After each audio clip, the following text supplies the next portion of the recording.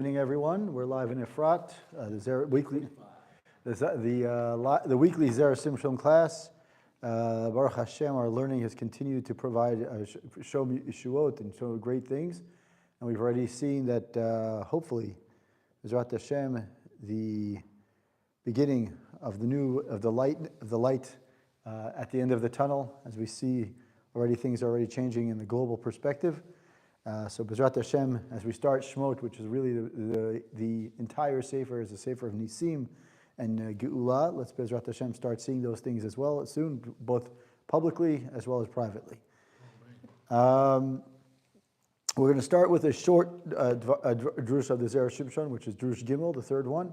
It's a very short one. It's based on a midrash in Midrash Rabbah, as well as based on a pasuk in this week's Parsha, one of the first psukim of this week's Parsha, but it's also based on, we go back to Parshat Vayigash, already in Parshat Vayigash, we see that it says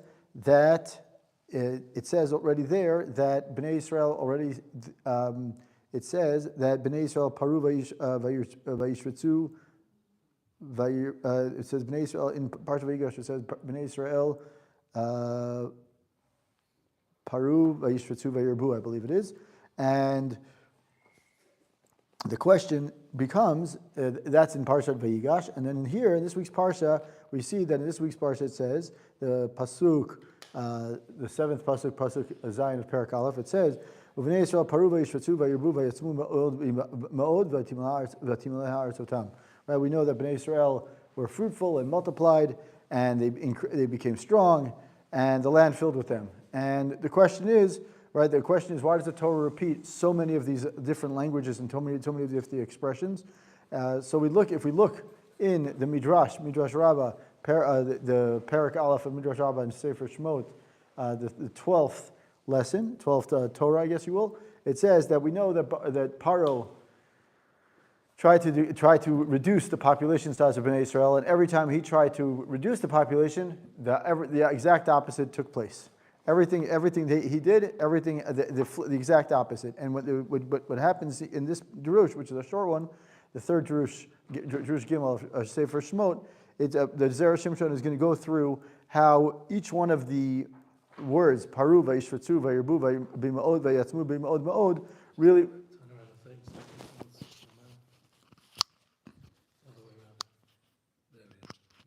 The mic is this way? Yeah.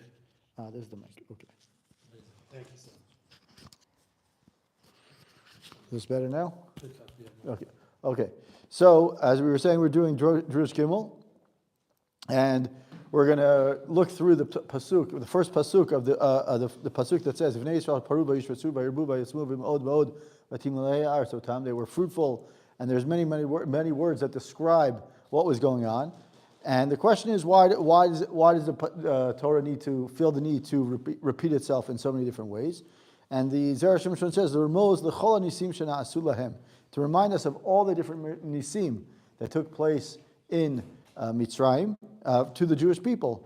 And as mentioned, the Mitzrayim were trying to find ways to reduce the population size of Bnei Israel, and in this Drush, the Zera Shimshon is going to go through what it mentions in the Midrash, which is Midrash Shemot Rabbah, and he says that every one of the words, paru, vayishvetzu, vayirbu, recalls one of the nisim that took place.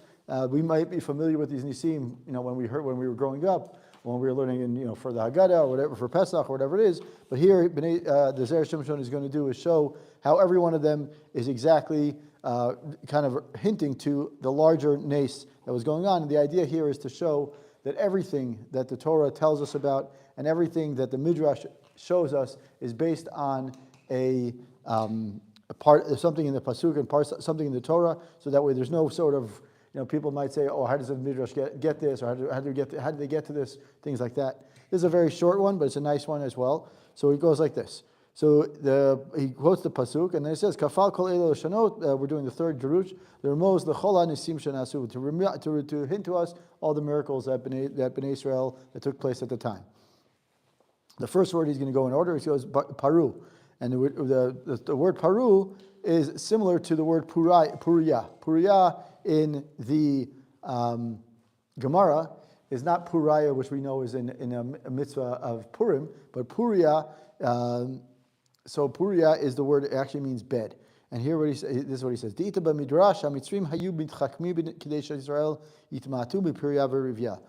the Mitzrim were trying to find ways to scheme or to kind of come up with clever ways to reduce the population size. So what would they do?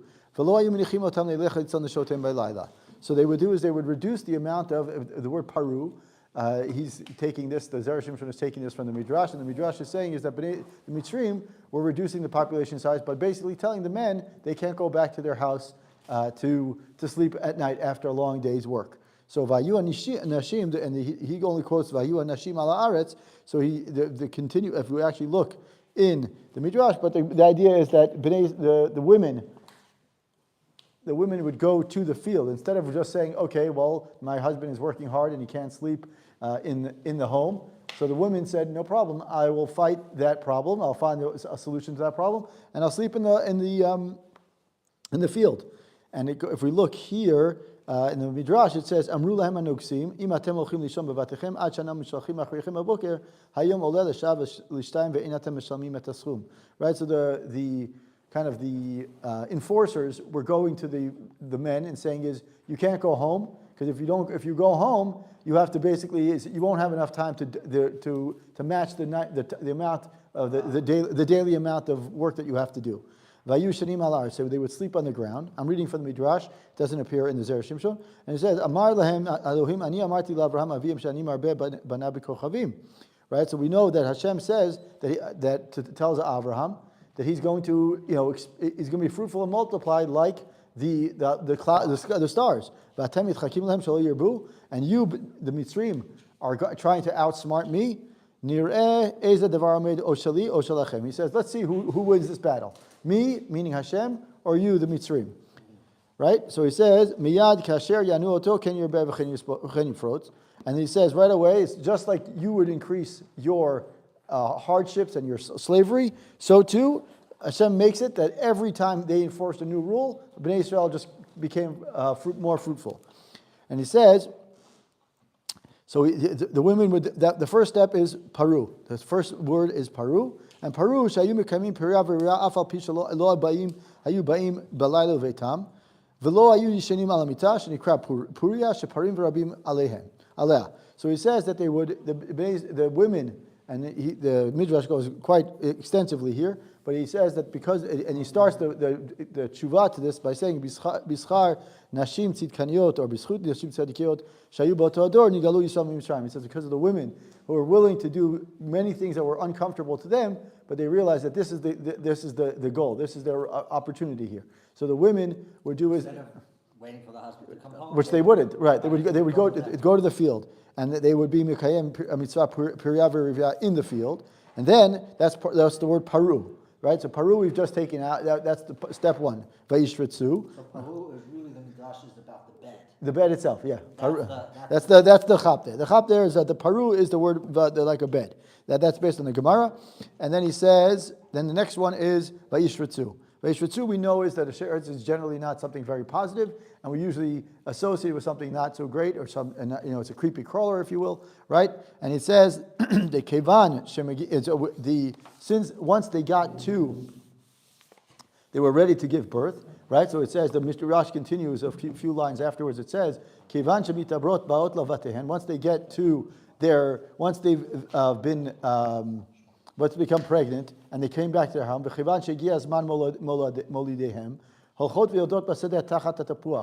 as we know, as it says, right. So it says, Vayishritzu is that they would go to the field again after doing part one. Step one was in the field. Step two, they go back into the field so that the Mitzrim wouldn't know about the baby being born. And they would Vayishritzu is they would give birth as if a sheretz does is they give birth wherever they want. Same thing here, they're giving birth in the field and obviously in not optimal conditions. So he says the word vayishritzu here hints to the women giving birth in the field, like it says, as we know in Shir Hashim, it says tachat atapuach or aticha, under the tree, under the apple tree. That's where I right, awaken you, or whatever it is. So he's saying that's where the women gave birth. That's Vayishratzu. Now we have Vayirbu, right? And now we have it says Va'afal pi shesham haya sholet behem avir haolam vayu lahem lamut im kol zeh Vayirbu, right? What do we know about the field? The field is obviously not the ideal situation. Vayirbu, even though how they became pregnant and the fact that they gave birth in the field was already, we kind of established that. Now we could say, well, what about when the birth is actually take place?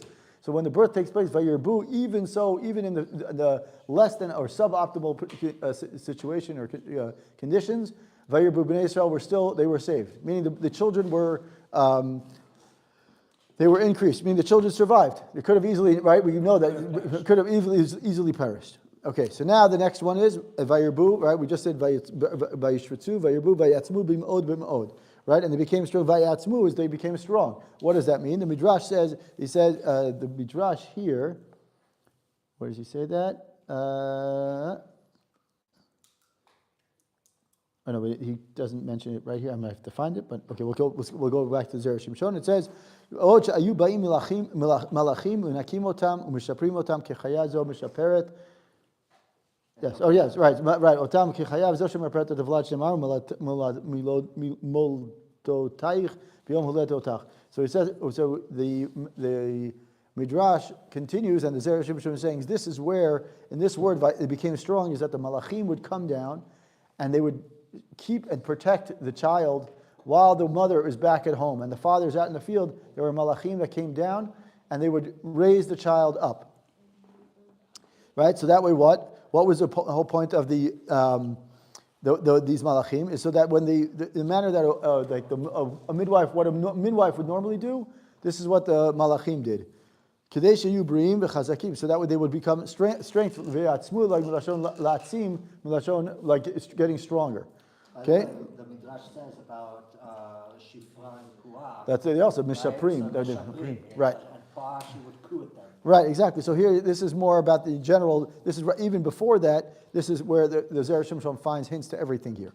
Then he says, "Kmo shamar Rabbi Chaim b'Masechet Shabbat, shemen shechtani imi be'alduti, hi amdali be'tziknikti v'zeu vayatzmu." Then the meaning they became strong. That the malachim would take care of the women, the children, at all times of the day. So that way the children so that way the parents could do what they need to do, and the children were growing in the normal pace.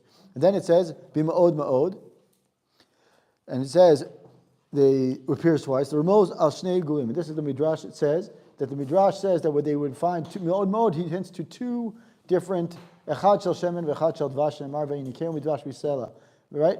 And then There's two types of ointments. yeah, two types of ointments. One was oil and one was dvash, and each one of them is some sort of food or some sort of sustenance. And the idea is that it allows them to provide them for food for each of the infants or the children that were born in the field. Now we're going to get to what's the point of this in a second, and then later on, now we have then it says Vatimalei ha'aretz otam. So now here the Midrash takes it literally. And the Timalei ha'aretz otam means that what happens, we know the Midrash, what does the Midrash say? That the Mitzrim, what would they do? They would go out to the field with Drush Gimel, the end of Drush Gimel. Drush Gimel is very, very short. We're going right through it, and then we'll go to something a little bit longer. We'll have a shalom. Right, okay.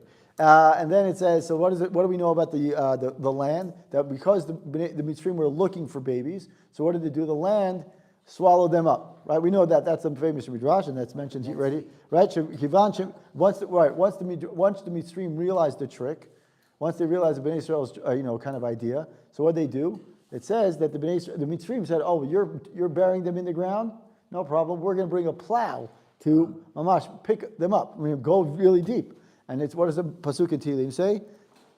Al gabi charshu chorsim. Right on my back, the chorsim, the plows came and tried to scrape me up, and that's the Midrash says it. And he says the v'chevan shayu mekirim bahem hamitzrim ratzu laragam v'nasu lahem nes v'ayu nivlim b'karka v'zel v'timalei artotam shayu nivlim b'tocha. So what's the point of this little short thing? The Zera Shimshon here, I believe, is trying to tell us something amazing, or at least in my opinion. He's trying to tell us something about the nisim, every aspect of the of the entire story of Mitzrayim is one big nes. One big nes. There's multiple nisim that we see about the Midrashim, but what the Zera Shimshon is really trying to tell us here is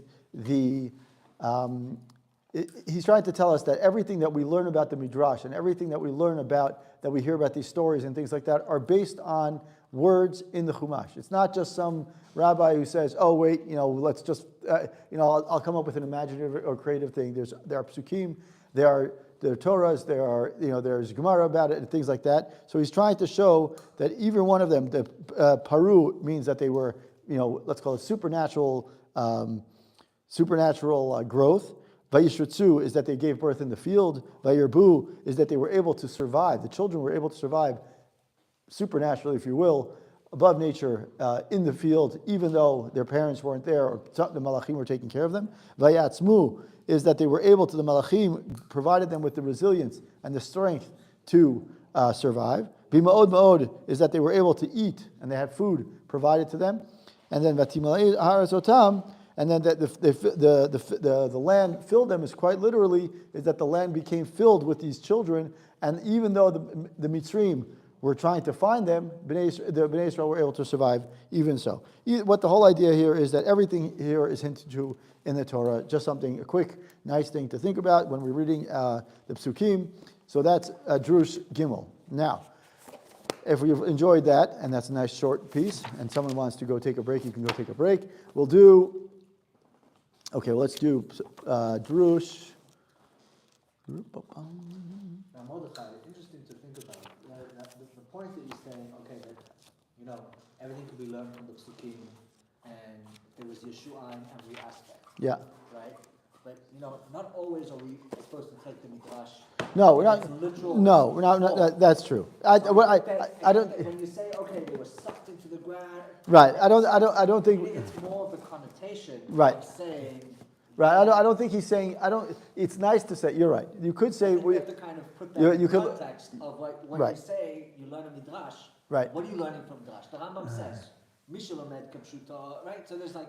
Right. We can look at it two ways. One way you could say is we're not supposed to look at the midrash and say literally, because the midrash is just a way for us to understand or kind of grasp the amazing, awesome experience of what's going on in the Torah. Because the midrash does fill in some of the blanks, even so, though sometimes the midrashim are very difficult to understand. In fact, the Zera Shimshon several times says midrash pliya hi. That is like very much a wondrous midrash. But either way. What I think here is what I believe that the Zera Shimshon here is trying to show us is that everything that and the midrash itself says is that every time Bnei Israel every time the Mitzrim were trying to reduce and to kind of enslave Bnei Israel more and more, Hashem said, "You trying to cut down my abilities to increase the population size? I'm going to show you more and more." Right, even if we don't take the midrash literally, it's more about Dashkacha. Right, it's right, exactly. Kind of there. Right, exactly. So that's what I think. That's the way I take out of that one. So now let's go to Drush Yud Gimel. Okay, so this is based on. Is there anyone here who's a Levi? Yeah. You're a Levi. Okay, so then you'll appreciate this Drush very much so. First of all, you're coming from the house of Levi, right? Moshe and Aaron were Levim, and so was Miriam, right? But second of all, so anyways, Drush Yud Gimel, the 13th Drush. Excuse me for a second. So we know that when Moshe, this Drush is based on the end of this week's Parsha. We just started with the one in the beginning with Drush Gimel. Now we're going to do Yud Gimel. And we know at the end of this week's Parsha, after the famous story or the famous maaseh of the burning bush, Hashem tells Moshe, "Go back to Paro and tell him, let my people go." Right? We know that's the famous statement.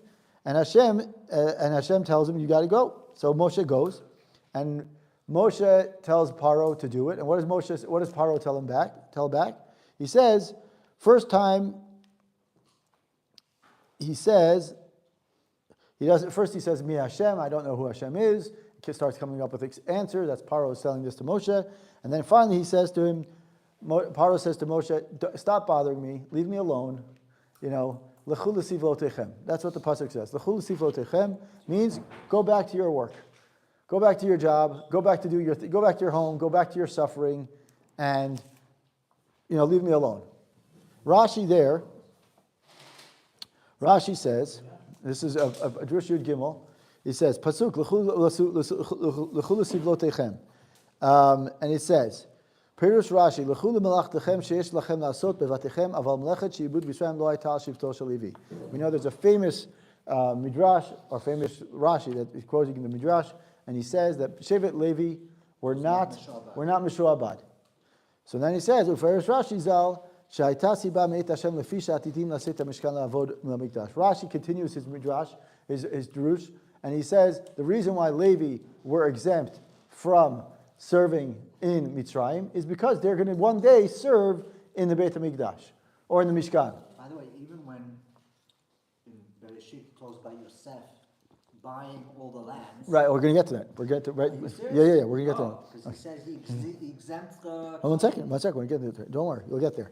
Very good. Over the whole Torah. Right. Okay. Really? Yeah. Anyways, so he says like this. Perush Shaita Makshi. Right. So he says the reason why the money. There are many Mefarshim. Rashi doesn't say, but many Mefarshim say that the reason why the Levim didn't serve in Mitzrayim is because they're going to serve. Okay. So he says the reason why Levim, the reason why the Levim didn't serve. Rashi says the Levim didn't serve because Rashi is saying that Paro was telling the Moshe and Aaron to go back to their homes and go back to your home while Bnei Israel suffer. That's what he was saying. The many Mefarshim say the reason why Moshe said that, or why Paro said that, is because the reason why the Levim were exempt from service or being enslaved now in Mitzrayim is because they're going to be one day they're going to be serving in the Beit HaMikdash or in Mikdash or whatever. So he says, Makshim, the Maharal Miprag asked this question. It's not the first time that he quotes the Maharal, but the Maharal asked the question. He says, "Valo stama katuv ki ger yazarcha be'eretz lo lehem v'avadum v'niotam v'af shevet Levi b'chlal zaracha ve'ech efshar shelo nitkeim b'hem gzera zo." A very simple question. The Maharal asked a very question, and the Zera Shimshon asked his question as well. He says, "I don't understand. When Avram was told by Hashem in Brit Ben Abitarim, he says to him, I promise you that in a few hundred years, your children are going to go down. Zaracha, your children are going to go down to. You're going to go to a land that's not theirs, and they're going to be enslaved.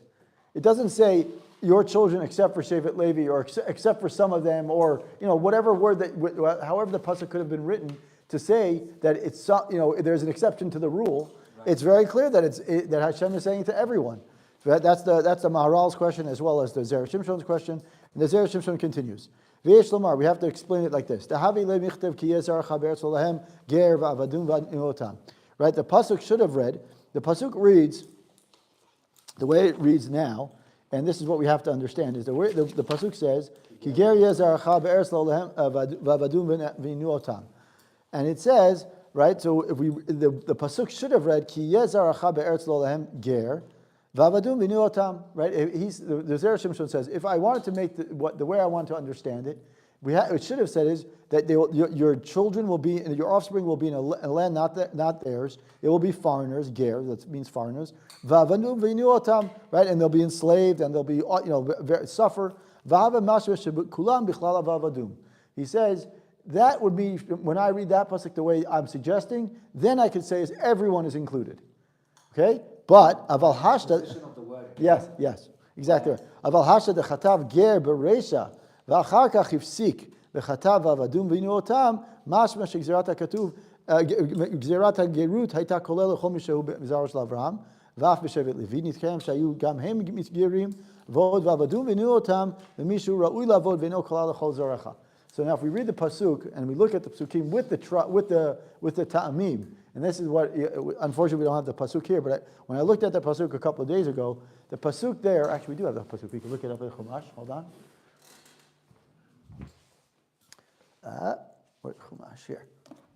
So the pasuk, it's important to read it, because then you can really understand. Sorry for getting up in the middle of a thing. So he says, Lech lecha, it says, where are we? Yes, 15, okay. Tet Vav, 13. Okay, so it says, okay. So it says, Vayomer Avram. Hashem says to Avram, Yadoa teda ki ger yerzarcha be'eretz lo lahem. Right, there's a ma'apach pashta there. Not ma'apach pashta, what's the one with the little, that looks like a, this one. Eretz lo lahem. This thing. That's the munach. Munach, right? A munach and zakef katon, right? And that usually indicates, what does that indicate? A small pause, like a small pause, right? So here, the way I understand the Zera Shimshon, and then it says va'avadum v'inuotam is the next statement. Va'avadum, the va means like an additional, right? There's like a separate thing, right? It's like the example I use is when I say I want milk and cookies. I can have milk and cookies together, or I can have milk and cookies on the table, but I don't have to eat them together. So it's biscuits.